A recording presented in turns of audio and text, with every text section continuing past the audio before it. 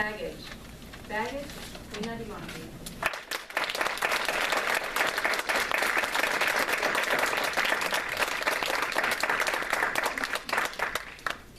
Finding love and companionship later in life does have some built-in benefits. By the time you get 4 or 5 decades under your belt, a higher level of wisdom and perspective kicks in, courtesy of all the shouldas and wouldas and couldas that have accumulated over the years. On the other hand, Toastmasters and guests, something else has accumulated, and that's the baggage that each partner inevitably brings to the table. You can't really help it.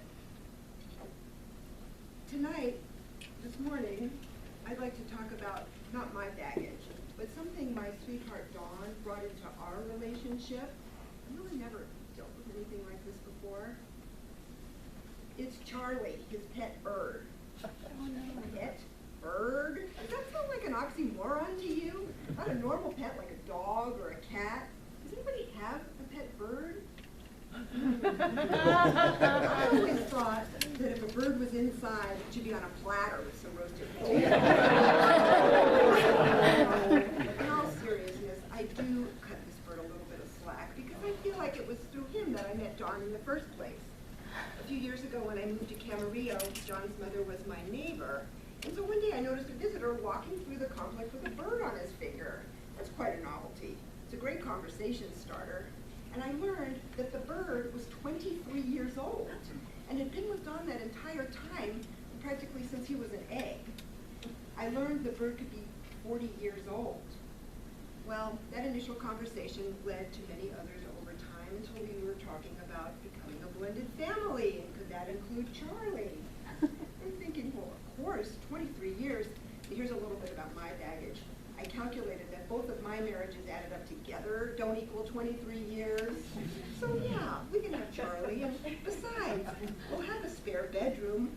Wouldn't that be the perfect place for his fully furnished, fancy Trump Tower of a birdcage with levels and double doors that open wide to his rooftop patio playground? We could keep it in there, right? No, wrong. Charlie and his compound need to be much more centrally located. Okay, so I thought, well, maybe I better do a little research on my own, find out what I might be looking forward to living with a bird. I learned that the Goffin cockatoo is considered a reasonable pet in the bird world. It only grows to about 12 inches, it's manageable. They are surprisingly intelligent and observant. And word is that they're friendly. Now, that has not always been my experience, as you'll see, but sometimes I felt like I had the original angry bird talk, and that can be entertaining. On the other hand, it can be annoying when Charlie tries to chime in with his entire vocal repertoire when we're trying to have maybe a quiet dinner, just the two of us. I realized that what he wants is to be just the two of them. These birds can be very jealous of anyone that they think is deflecting love and attention away from them. In fact, one article went so far as to refer to them as the pit bull of birds. I can understand why. Charlie has bitten me twice, and that number would be higher if he hadn't been tackled and rerouted on a few other attempts to come and get me. And the first time, I may have been partly to blame, grossly underestimating our relationship. I thrust my arm toward him to give him a peanut, and he bit me hard. Blood splattered. It really hurt. Plus it hurt my feelings. The second time, however, when he made an unprovoked beeline for my bare feet, took a bite out of my big toe, blood splattered again. That really hurt. Okay, bird face. Game on. Well, he took that seriously. It happened early one morning. Dawn was at work.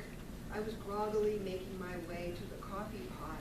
And I stepped into the hallway and, there he was, in combat mode. 12 inches of frustration, defiance, agitated. Wings are pumping. He's hopping mad back and forth. His beak is going back and forth in the air, saying to me in his most angry voice and angry tone, "Knock it off! Knock it off!" I froze.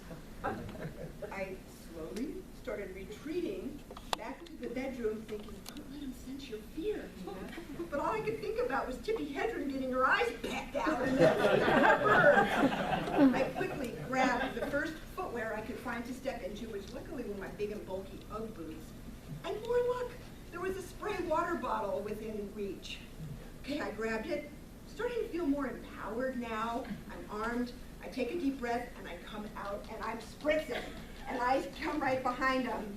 Now it's his turn to be surprised. He did a little jump, and he turned, did a 180, and ran and hopped and waddled back to his cage as fast as his two little bird legs would carry him.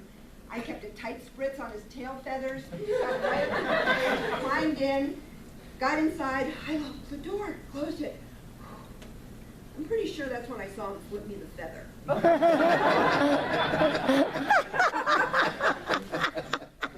Things have gotten better. It's been about 1.5 years since the incident.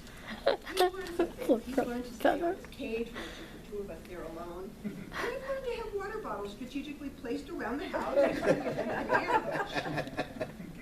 Even with that, though, I still notice occasionally he shoots me the stink eye and gives me a little bit of this. Just looking. But that's okay. That's where the wisdom and the perspective comes in. On the other hand, I know it could be a whole lot worse. I would choose Charlie any day of the week over, say, a lazy, crazy relative who wants to camp out at our place and test the thing, or a wacko ex-wife in the wings. Every day, I make a conscious choice to be kind to Charlie, to try to make peace in the house, because I'm in this for the long haul. And worst case scenario, he's only got 13 years to go.